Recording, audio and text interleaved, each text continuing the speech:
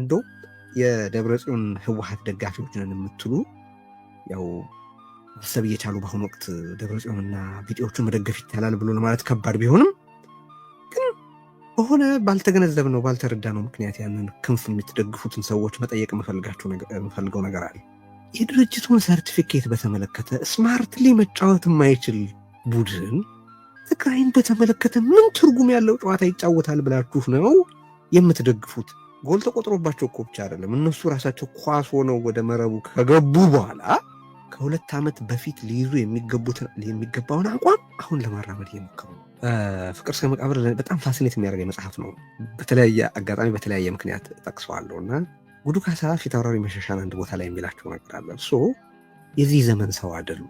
የዛሬ 500 ዓመት ከተፈጠሩ በኋላ በሆነ ምክንያት ተረስተው የቀሩ ሰው ኖት ይላቸዋል። እኔ ይሄ ቡድን የዚህ ዘመን ቡድን አይደለም ባይ ነኝ። የዚህ ዘመን ቡድን አይደለም። ወዳጆች፣ አረ እንደው ለዚህ ሰውዬና ለቢጤዎቹ እንኳን በሚሊዮኖች የሚቆጠሩ ህይወቶችን አንድ ቤተሰብ ትሰጡታላችሁ? እኔ የምሬ ነው የምጠይቀው። አንድ ቤተሰብ ትሰጡታላችሁ? በኃላፊነት አስተዳድሩላችሁ?